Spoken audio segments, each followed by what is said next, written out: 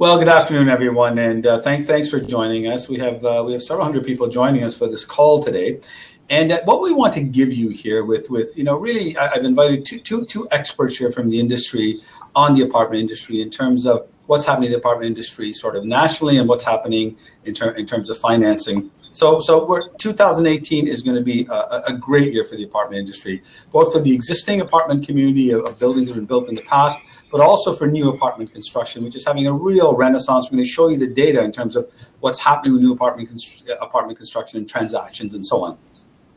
So in terms of these webinars, the next one we haven't set the date yet. It'll be in the spring, but we're going to also do another webinar on how to maximize rent, pay less municipal taxes, and keep your construction costs down. And just as a placeholder, many of you have been to our annual symposiums. This is the 7th year we're running it, and it's June 6th and 7th at the Metro Toronto Convention Center. Paula and Heather, our speakers here today, have both been panelists there before. We're probably expecting about 300 developers this year, and we run this jointly with Informa. So our first panelist today is Heather Kirk, and Heather's the Managing Director of Real Estate and REIT Equity Research at the Bank of Montreal, and she's prepared a presentation. So Heather, the people you see, by the way, that's me, Derek Lobo, it's Paula Gasparro there, and that's Heather at the bank. Bank security is pretty tough these days, so we couldn't get a moving picture of Heather, but she is also a bit of a ventriloquist, so that's her, but her lips just don't move when she talks. So. All right, Heather, welcome, and thank you for being here. Oh, thank you for having me. So yes, the little tiny picture is me. I promise you I am smiling. So just wanted to, I look at this from the public market perspective.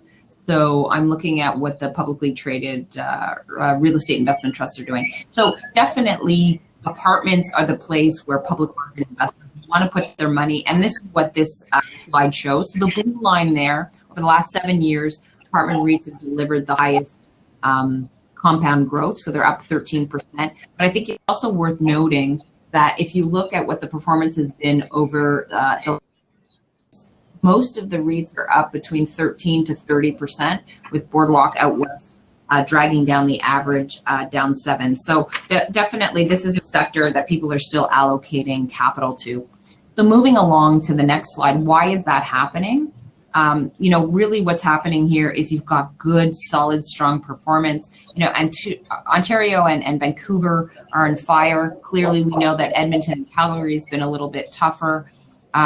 We've got cap rates that are continuing to compress, pushing values up.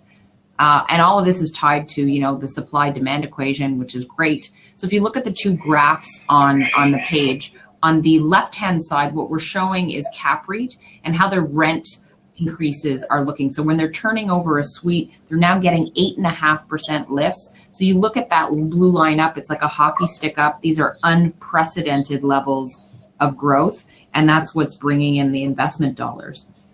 So if we look on the right side of the page, what we're looking at here, the yellow line is up Alberta, and we see that really has been the highest growth. That yellow line is well above commercial REITs or even seniors housing, which has also been doing well. But this is really the high growth sector right now in the REIT space.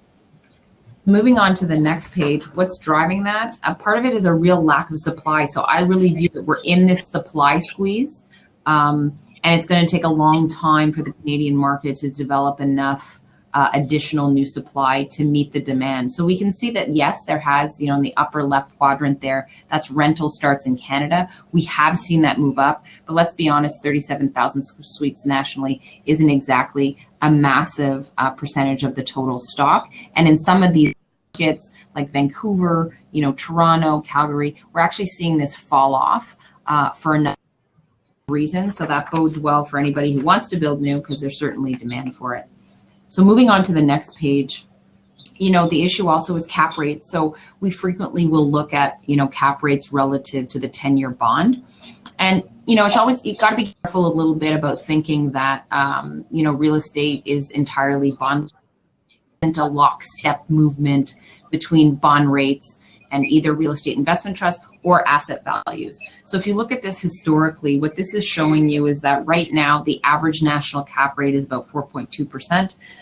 We've got a 210 basis point spread between the 10-year Canada. And you can see that yellow line is starting to move back up. So we are starting to see that spread squeeze. So that can sometimes cause you to think, well, are we going to see cap rates move up as rates move up? And I think we have to remember that investors invest for IRR, and that the growth that I've been talking about should be a factor to provide some cushion to cap rates moving up. So Heather, cap rates and interest rates are not 100% correlated. Like, there's kind of a thought that they are.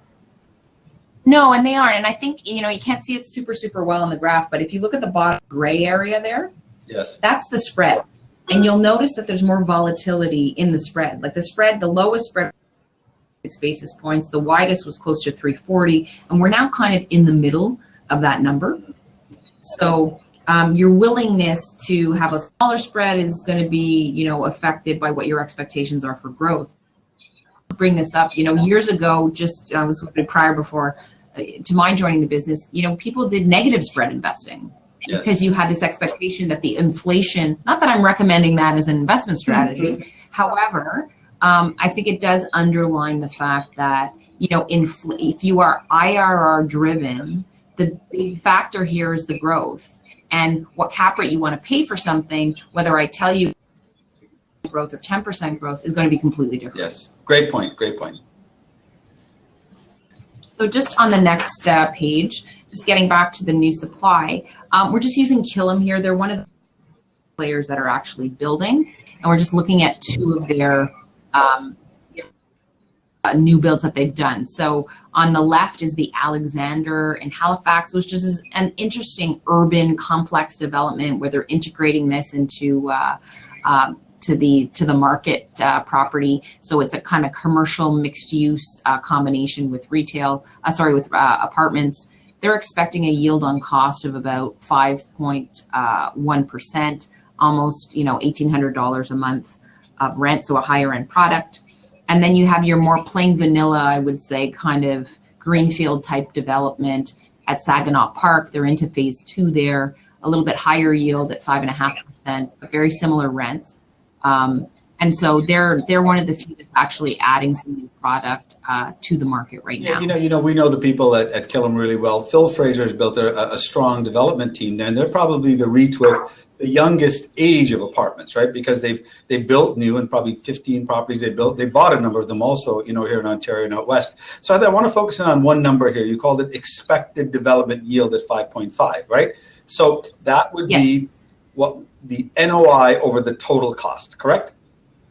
Correct. Okay, so what that means is the developer's building it at essentially a 5.5 cap, and if you could sell it at a 4.5 cap, then his profit would be the 100 basis points spread between that development yield and then the exit cap rate yield on the sale, correct? Okay. Exactly, and the art there is making sure that you hit the target, which is something you call the exit cap rate accurately. Got it. And to your point, they do have a lot of development expertise. And I think on the second page, it's the retail landlords that are actually more active. And these are some big numbers, because you got to remember the retail landlords own a lot of shopping centers. These are really, very, very large companies with, tens of billions of dollars of assets. There's a dramatic shift going on in retail. So going back to the earlier slides where you could see the difference in the growth profile between property type, retail is getting a little squeezed by Amazon right now.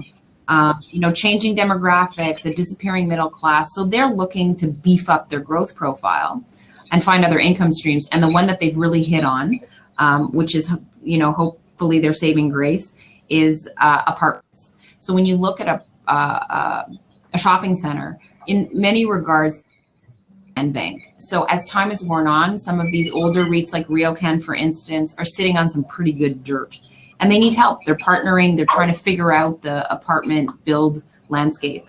So if you look at the RioCan's development pipeline, they have 23 million square feet of potential intensification in that portfolio. That is a lot of multifamily suites. They've got about 10,000 currently in the pipeline. But this is going to be 10s, 20.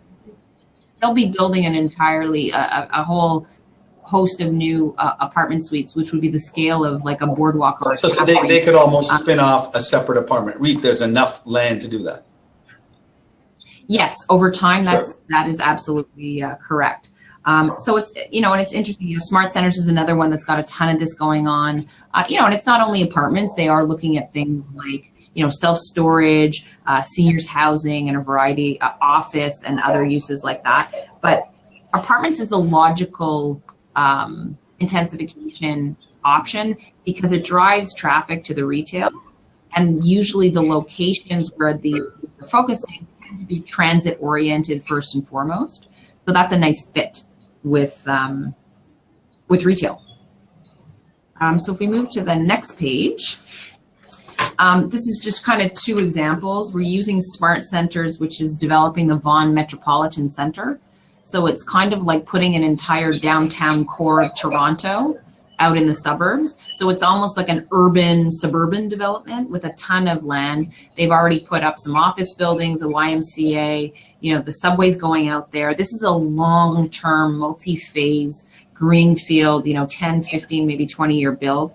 And they're looking at potential density of 16 to 17 million square feet, which is enormous. Not all of that will be apartments, but it's very much transit oriented. Then you have the other kind of type of development that we're seeing more and more of, which is H&R REIT's Dufferin Mall. Built up, urban, dense, downtown core of Toronto, 2 floors. They've bought a church across the street, and you can see on that bottom photo on the bottom right that what they're planning on doing is really building some significant density at both ends of the property, which is hopefully going to, drive some traffic and improve. And really, at the end of the day, what these guys are trying to do with existing sites is crystallize the land value, and they're looking for partnerships with apartment developers that can help them move those projects forward and help them avoid a few pitfalls and mistakes. Okay, great. Is that it? Okay, great. Well, thanks very much, Heather. And I will comment, when you talk about these shopping center clients, in our consulting division, I'd say 5 years ago, we did no work for shopping centers. Last year, 50% of all our work, and we were busy, was for shopping center clients looking at intensification. Thanks very much. That was a great presentation. So I'm going to go on now and talk about what's happening in the Canadian market. So, people ask me which Canadian market is ripe for new apartment construction. There really is no apartment building that's been built in Canada that hasn't been successful. I think almost everywhere is ripe, but there are different places that to build in that depend on the builder's skills, the builder's capital requirements, his liquidity needs, and things like that. But I would say that we track every new building in Canada. And that's kind of a big job to do, but we think we have most of the new buildings built in Canada since the year 2000. And we've been tracking apartment building sales that have been newly built since 1991. But I would say that 5 years ago when we did the count, there were about 400 new buildings built in Canada. When we did the count last year, it was 1,100.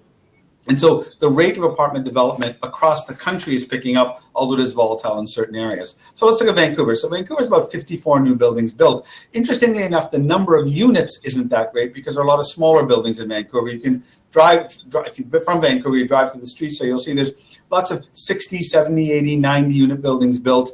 They're sometimes wood frame. They've got retail on the ground floor and then the urban core area. Calgary's had a lot of new apartments built, but bigger buildings. So maybe there's 32 buildings, but maybe more units in Vancouver because there's some larger buildings in Calgary. I mean, I think the latest one was, there's a couple there that have been over 400 units built. And it's mainly in the downtown concrete product, but you can also see in the suburban areas where there's a lot of low rise. And it seems to be a real expertise to build 4-story wood in the prairies, and you see a lot of that. Edmonton is sort of a similar story with about 28 buildings built. The downtown core, mainly along the river there, is concrete, and then in the suburbs you'll see 4-story and sometimes 6-story stick.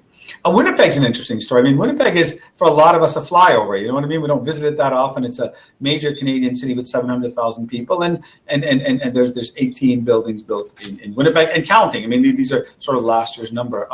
London's had really a lot of new buildings built. 30 buildings built, since 2000, and they're generally larger buildings. They're 150, 200 units, concrete buildings. London has one of the highest densities of apartments. It has 11.6 apartments per 100 people. That's actually more apartments than Toronto has per 100 people. Toronto is 9.8. London is our example, maybe Halifax to some extent, of Canadian cities that have had a significant amount of apartments built. Vacancy rates have not gone through the roof, and we call them sort of balanced markets, where the vacancy rate maybe hovers, 2% or 3%. Renters have a good choice, and developers still have room to build. And you'll see developers specialize there in sort of a seniors market or a downtown, a more urban, younger market. But London's a very, very interesting market. Sort of always has been, with a lot of development there. The next one's an interesting market. This is Kitchener, Waterloo, Cambridge. You can see Waterloo has 72 buildings. Like, anybody want to guess, a little pop quiz on the top left-hand corner what that cluster of buildings are? That's the University of Waterloo and Wilfrid Laurier University. They're a kilometer apart, but it's interesting that there's about let's call it 40,000 off-campus beds in Canada. 20,000 are in Waterloo, 20,000 are in the rest of the country. Yet Waterloo only forms 5% of the students in Canada. So I think it shows that there's a huge opportunity to build student housing across Canada. It's a subset of the apartment business and really a lot more management intensive. But probably the most number of buildings built per capita in Canada in the residential sector would for sure be Waterloo. Toronto has had about 89 buildings built over the last 18 or so years. But relative to London, it's actually quite small. the bandwidth to build apartments is very, very strong across the country. If you go to Ottawa, Ottawa's been a reasonable market with about 40 buildings built. Most of them have been concrete. In Montreal, we've seen about 42 buildings built. Most of them have been built on the on the island of Montreal. But we're now seeing more new construction in Laval on the North Shore and on the South Shore. The stuff on the South Shore is I think it's most of it is stick. The stuff in Montreal is mainly concrete. And the stuff in Laval is also mainly concrete. Halifax has always been a steady market. I liken it a little bit to London. You've got a few 3, 4, 5 families that have consistently built. Some of those dots are along the Bedford Highway there. We see a fair concentration of apartments being built. Now, what's interesting, I don't know if anybody's ever done this before, but we started counting all the transactions across Canada. And we're in the brokerage business. We sold a number of new construction buildings, but I was surprised when we actually got down to the work as to how many buildings were built. From a data standpoint, we had data available from 1991. So we counted all the buildings that have sold since 1991. And I think you'll find this interesting. I think our sales started around $2 or $3 million when we counted all the buildings, going forward. So of the 291 sales that occurred in that period, and by the way, we don't have 2017 data wasn't complete because we don't think all the sales have been reported yet. But you can see that Ontario has 73 of those sales, but on a per capita basis, Alberta had significantly more apartments built and sold because Alberta's population is, 2.5 times less than Ontario or something like that. So there has been more apartment development out west per capita and more apartment transactions in British Columbia and BC compared to Ontario, given its size. But that's interesting to see where apartments have been built and where they've been sold. Now, the next graph shows the trend of apartment sales. This is just straight number of transactions. As you can see, it's clearly an upward trend. In 2002, 2003, there was a bit of a spike, but clearly you can see that every year more apartment buildings are being sold, and I think that also means more apartments are being built. And then that trend is pretty straightforward and consistent. So on the next slide, we said, okay, so specifically in what cities have the apartment buildings been sold in? And I got to tell you, we had to go to Wikipedia on this one because the city with the 11th number of sales is a place called Dieppe. And Heather, had you heard of Dieppe? Paula, you heard of Dieppe? I've driven through it, actually. Well, I feel bad. I'm a student of Canadian history and geography, and I kind of missed that. So, but there you go. It's showing you still how quirky a market is when a small town in New Brunswick can rank number 11 in apartment sales. Probably one developer built, a number of buildings together or whatever the case is. But you can see that in terms of transactions, Edmonton and Vancouver had the highest number of transactions, not necessarily the number of apartments built. Whereas I think in Toronto and Ontario, a lot of people are building apartments to keep them, whereas maybe out west there are more people building them to transact on it. I would call that person a merchant apartment builder. But fascinating information if you like the apartment business. This makes for interesting readings. Now here's the number of transactions occurring every year. So we just track the number of transactions and the average sale price. Okay, so what you can see is we drew a blue line at $20 million, right? So $20 million, you can clearly see that as time has gone on, the sale price of the community got larger. Okay, so I think that's interesting. So that's indicating that people are building. Well, part of it is the price increase, just that's occurred in the last number of years, but also I think people are starting to build larger communities and things like that. We've got one of our clients who's building 1,100 units in Toronto right now on one site under construction. 5-10 years ago, really nobody had done that. A little later on, I'm going to show you the largest site that's been built and leased up and sold in Canada to date. But overall trend, number of transactions are going up, and the size of the transaction is going up.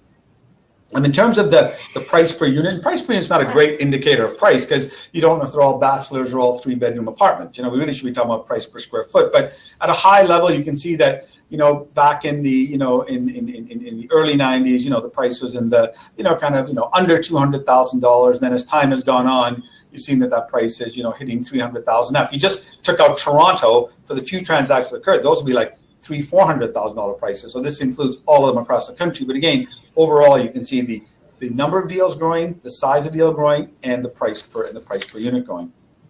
On the next slide, in terms of the size of the deals, now the majority of the deals, in this 256 sample size that we have, were under $10 million, right? But I suspect if we come back and draw this, next year after that and things like that, you're going to see, larger deals being built. Larger deals also take longer to build. They've got to be phased in and stabilized. So, if you're going to build 700 units or 800 units, it's probably going to take you, from when you buy the land to break ground to get the first, second, third, fourth building built. It's probably seven years to get that whole cycle done. So there are more and more of those coming, in the pipeline.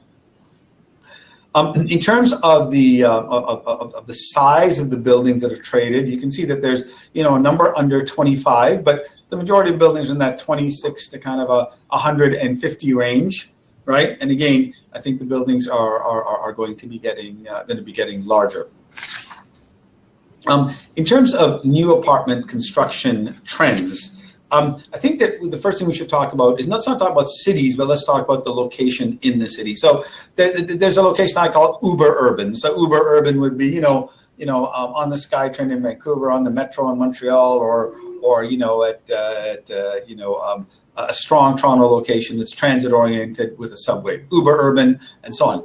And then the next year I would just call sort of urban and still in the metropolitan area, but maybe not as transit oriented and things like that. And then there's suburban urban nodes. So for those of you from Toronto, I think Square One would be a suburban urban node. I think of Canada with the shopping out there, the highway out there be suburban urban. Scarborough Town Center might be suburban urban. I don't know what I call Yorkdale. It's a little more than suburban urban. It's not uber urban, but it's certainly urban and things like that. Then there's just the suburbs. You're building at the edge of Brampton, the edge of Markham, or the outskirts of Calgary or something like that. And then there's smaller cities. And our conclusion after doing 500 feasibility studies is that they all work. The lowest yield is in the urban areas because you're building, high-rise, expensive towers, underground parking and things like that. But they're also the ones that have the lowest yield. So the spread between the development yield and the selling cap yield might be attractive. They're more higher risk because they take longer to build, and your rent is, $3 north of $3 per square foot, yet in smaller cities your rent is sub $2. So you have less to fall. But what I would say is that it seems you can build almost anywhere. That's the conclusion we've come to. If you're in the right part of the city and you bought your land right, you know how to construct and things like that. But the profitability and the risk profile favors the non-uber urban market. So my point is that the lower your construction costs, the lower your land costs, the lower your rent, I think we see a higher development yield, but then your sale cap rate is also higher. But the challenge with those markets is liquidity. So the further out you go into smaller towns, so I think you could make a great case for building apartments in North Battleford, Saskatchewan. I picked that because we did a study there, and it totally worked. Okay? But if you build 100 units in North Battleford, Saskatchewan, there just aren't that many buyers there, right? Your yield is going to be pretty good. So if you're building it to keep and you're interested in cash flow, then I would think that would be a great market. But if you went to sell it, I think it might take a bit of time to sell, and your cap rate would be affected by that. Heather, do you have any comments on liquidity? Most people don't talk about liquidity. Everyone's just talking about what's the cap rate. Well, I mean, for the people that, or the people, the REITs or the buyers that I'd be looking at, liquidity is a huge factor. They have a lot of money to put out that they're buying. They want to make sure that they can get in and out of assets. So I would say that is a factor. But, like anything, as you cycle through the cycle, people start to misprice the liquidity risk and start bidding up less liquid markets. So I think we're probably in that period now where players who might have been more committed to core markets only are looking outside. And I mean, look, we've seen tons of transactions, in Hamilton and places like that have been done at cap rates that I think, 18 months ago, people would have said no way. So I think they're chasing yield by going to these smaller markets, right? Because they're just going to make it work. Sure. Okay, so but the point I'm trying to make is that there's great markets everywhere. The only downside of going to the smaller communities is liquidity if you do want to cash out. Fair enough? Okay, next. So who's building in the major urban markets? Well, in the major urban markets, you're seeing the large developers. You're seeing here, GWL and KingSett, but oftentimes they'll do a joint venture with the developer. Fair enough, and they'll, the landowner might be the institution, and they might bring in a partner to build it. Or sometimes, if they've got in-house development skills, they'll hire a general contractor to build it. In the smaller centers, that's the next slide, it's typical small entrepreneurial developers. So in the cities of 50, 100, 150,000 people, it's typically a small entrepreneurial developer. But every now and then you see a guy step up to the plate and a small developer build something. This is a deal that we initially did the feasibility study on 9 years ago, and then the developer slowly built out over a 6-7 year period 4 towers that were sold to Killam, one of the people that Heather mentioned earlier. But here was a relatively small developer who stepped up and built 739 units for a total of $250 million. So one of the questions we always get asked are in addition to being brokers, we do feasibility studies, and we answer the question: should you build? What should you build? How much can you charge? What's the depth of the market? How much money will you make if you build it and sell it?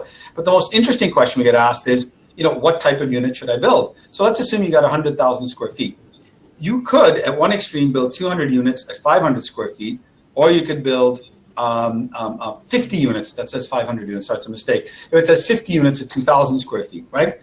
And so it all depends on where the building is, right? So if I'm building in let's say Forest Hills, and I'm catering to the very wealthy market, people who sold their home for $2, $3, $4 million, then I could, in that same square footage, and I'm going to an extreme here, build 50 apartments that are 2,000 square feet. But if I'm building at what's that cool intersection in Toronto, like let's say in the Beaches or something, you know what I mean, or King West, and I'm going to get young working guys with high income and things like that, I might rather build 200 units at 500 square feet, right? So you can't answer the question, what's my unit mix, what's my size? It depends on where the building is and who you're actually building for. In terms of, and once you build a performance, as Heather said, this is a 10-year IRR business, right? I think too often we talk about cap rates, right? What's the cap rate? Well, the 10-year IRR, you have to now do prognostication on rent, but you've also got to do prognostication going forward on your operating costs. So on taxes, they're generally going up, but people should be appealing their taxes more and get tax decreases. I didn't realize just how interesting it is to negotiate your taxes on a new building. It is a negotiation, and hiring good help is important. We've had speakers at our conference on it, and we oftentimes, Dave Gibson of Yeoman, the Yeoman and Company Group, is a guy that's done a lot of work for us on negotiating taxes during the construction phase. Gas, I think people tell us we don't see a foreseeable increase and maybe holding steady. Hydro, while there was a decrease now in Ontario, overall the trend is up, and water is going to be slightly up also. So we tell people, that to budget in about a 4% a year rent increase for water costs. And it's important because when you build an apartment building, you're not building it like a condo to build and sell it. Oftentimes you're building and holding it. So in terms of the apartment building of the future, we just see trends going on, certainly more higher end amenities, especially as you do the urban buildings. We think this urban renter, they sleep in the apartment, but they live in the building and the neighborhood. So you want to give them a great gym, great amenities, things like that, rooftop lounges, electric cars, of course. Sometimes in the suburbs, we're building more spacious unit than the condominiums. Kitchens are always important, live, work, lighting. We're seeing automated parking systems. There's first building built in Toronto that's a rental with an automated structured parking system, and it's working really, really well. It's about $200 per spot. just because of shortage of parking, not because of structure, and obviously sustainable features and things like that for energy efficiency. An area that we've seen growth in, but not as much growth as we thought there would have been in the last 10 years, is the student housing sector. That's sort of a map showing all the universities, and the larger the dot, the more students there are. You can see that this is very much a Windsor to Montreal business, and we see student housing being built, but it's still very, very early in the game. The only place that's had a lot of building has been Waterloo. This is a piece of land that we recently sold in Ottawa. This will be developed into purpose-built student housing, very close to the Byward Market, and this will be probably, I think, 600 or 700 students will be living in this building. And student housing is typically shared accommodation. It's rented by the bed, and it's typically furnished. This was probably one of the largest student housing transactions in the country. This was 500 beds in Kingston. It was designed by a U.S. architect, built by a local developer named Jay Patry, and it's a fantastic building. It's an all-wood building, and swimming pool in the center there. We've got real lots of amenities, and it really feels like a resort property. So we think that there's lots of opportunity in the apartment development space, but it always comes down to, where's the money and what's the cost of the money. And Paula Gasparro is the manager of multi-unit, mortgages and loans at CMHC. She's spoken at all our conferences over the years, and CMHC has a new program that we think is pretty exciting. So Paula, with that, thanks for joining us. Thanks, Derek. So moving along, the first slide, I just wanted to highlight transactions and the sheer volume in the new rental construction space in 2017. So as you can see, Canada as a whole, we did just 13,797 units, consisting of 205 deals. You can work your way down to Atlantic at 1,700 units with 28 deals, Quebec 48 and change, 100 units, 112 deals. Ontario was the 3,100 and change, 27 deals. Prairie's 1,800 and change, 20 deals. And BC the 2,200, consisting of 18 deals. So we are seeing our volumes, as Derek and both Heather mentioned, increasing over the past few years. I just want to show you a few transactions that we've done in Toronto. So this one here is, we call it an A location in Toronto. So A is a trophy location on a subway line. This deal consisted of 564 units. The loan was $147 million at 74% of costs. With construction, we lend on costs. The deal type was a market deal, so no affordability criteria there. The rents per square foot ranged from $341 to $373, and that's performed out, so they could achieve more than that at the end game. And the unit size on average was 587 square feet. So Paul, I have a question. When you loaned the money for the takeout financing, had the lease up been complete so you knew the rents were 341 to 373, or were those projected rents that you just believed? So this is new rental construction, and we insure it based upon a pro forma. So they're forecasting out what they're going to achieve, usually using a feasibility study from yourself. And so that's the way they look at it. Okay. So at the end game, if they don't achieve those rents, so the EGI, the effective gross income, is not achieved, they won't get the end loan. So the last straw, or whatever the case may be. So they actually have to achieve what they perform it out. And the ones that we have insured back, going 2 or 3 years back, have actually achieved anywhere from a quarter to almost 3/4 more than they perform it out in square foot rents. Yes. Yeah. Good.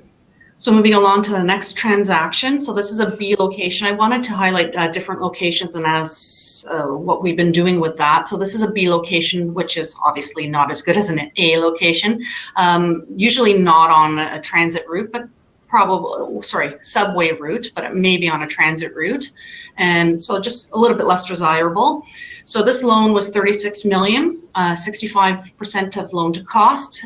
This was under our old affordable housing program, under the investment in affordable housing through the City of Toronto. It was a Section 37 Toronto built, so rental replacements. 50 of the 171 units were rental replacement units, where the rents are capped, so they're affordable. So the rents per square foot, you can see the range is a lot less than the other example. So 232 to 301, and the average unit size here was 576 square feet. So moving along to the next example, this is a C location, so obviously a lot less desirable. This was a build of 272 units. The loan amount here was 59 million at 84% of loan to cost. So they would, during construction, we'll go up to the 75% of loan to cost. And then on takeout, we will go up to the 84 if the EGI, the rental, gross rental income is achieved. So the deal type was a market transaction. This was it was 258,000 per unit was our valuation, including land. This 163 square feet was a cost for the developer to actually build. That is low. He had in-house development, so he's a developer, so he can reduce his costs as opposed to contracting out for that. The rents per square foot range from 195 to 265, and again, depending on the unit size. So you can see that's a lot less than the two past transactions. And the average unit size here is 704, and you can see that's bigger than the last two transactions because it's more suburban. Yeah, correct. So the next one is a flex example, and I'll be letting you know a little bit about the flex program in a moment, but flex is an affordable program. This one's located in Ottawa, 138 units, 12-story building, loan to cost, and the amount is 95% of cost we went up to here. 37.9 million was our loan to cost, loan amount. The deal type here, flex, under option A, and I will highlight what option A means in a moment. The rents per square foot range from 168 to 202 per square foot, and the size ranged from 712 to 1,122 square feet. So the last example I have here is also a flex example. This one's located in Hamilton, and Derek did mention a little bit about suburban versus urban. So you can see here, this is a 138 unit building, 10 stories, over 2 towers. The loan to cost and amount is 88% of loan to cost is what we went up to, and it was 48.4 million was the loan amount. Deal type, again, it's a flex under option A, and the rents per square foot were $1.80 to $207, and the size ranged from 623 to 1194 square feet. So now we'll go into a couple of options when you are looking at financing. So the first one is the Rental Construction Financing Initiative. This is it's a direct loan from CMHC. We have a fund of 2.5 billion to disseminate over the over a 4-year program. It started back April of 2017. Our first issuance closed at the end of 2017. We're in our second calendar year now. So it is a direct loan from us to a borrower.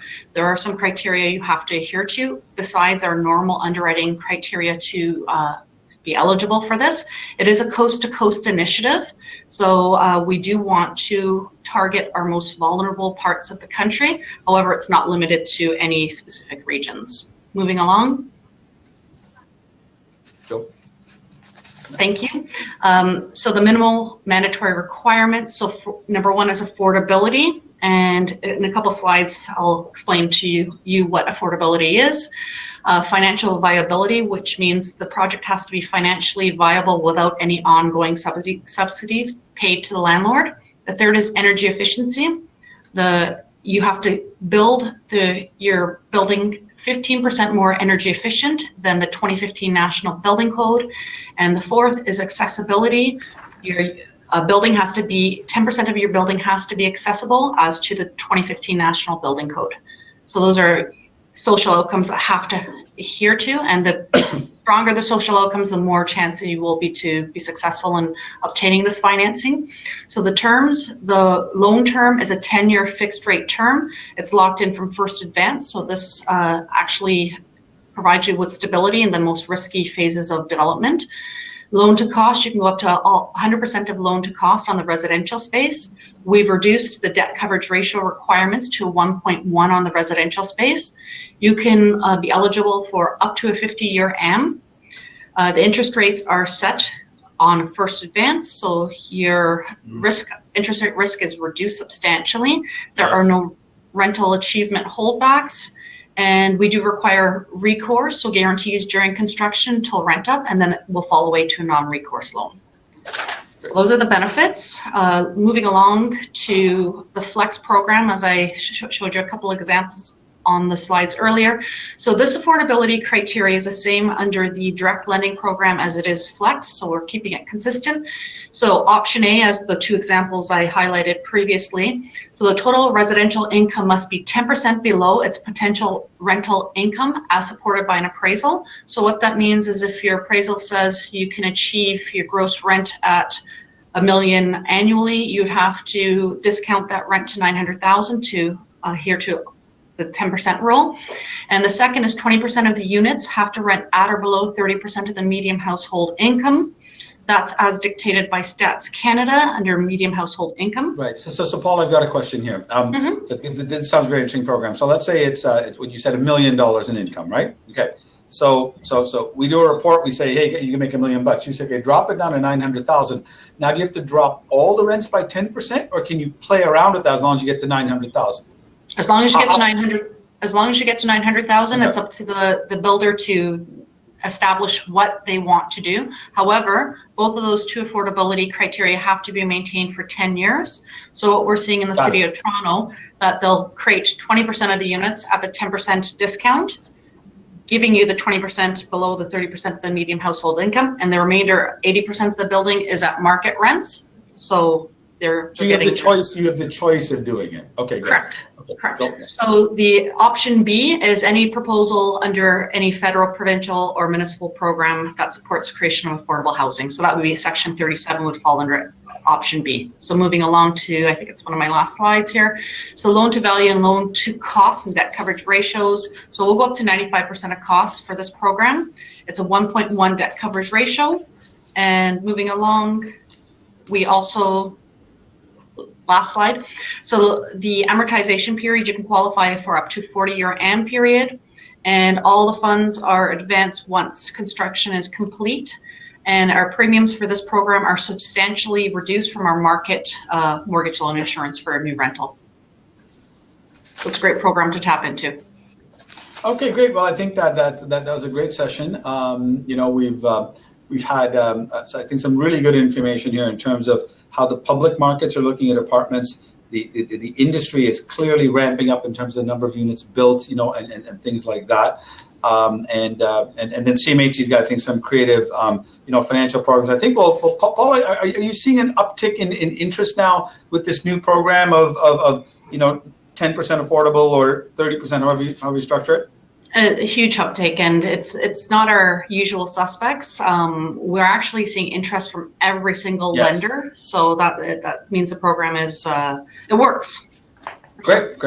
Okay, good. Heather, you want to make a little comment before we wrap up? We appreciate you joining us. Did we want to? There's some questions I think on the line. Did we want to? Yeah. Okay. So let me see. Are you going to send us the slides? Absolutely. We will send you all the slides, and we'll send you a recording of the entire presentation. I think, Heather, you sort of addressed cap rates and interest rates together. Oh, kill 'em yield. Yeah, that was before leverage. Yeah. That's an unlevered. It's an unlevered yield, so it's just the expectation of what kind of rent, stabilized occupancy, so the NOI forecast over NOI over cost. Total cost, right? Okay. Yeah. Right. Okay. So yes. So you're building at a 5 point. I call that development yield. Fair enough. Okay. Good. Correct. Correct. Are you going to send this? Everyone, we're going to send you the slides, man. Yeah, we got asked that about 5 times. I think that's about it.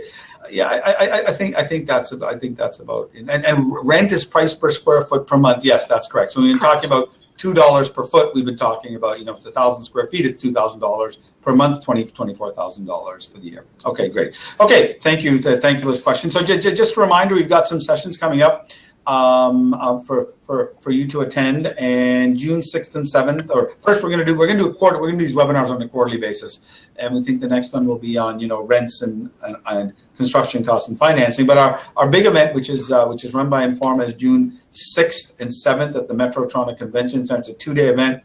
We'll typically have about 300 people and maybe about 40 or 50 speakers and a couple of streams in the afternoon for running 3 or 4 topics at the same time. You can pick the seminar you want to go to.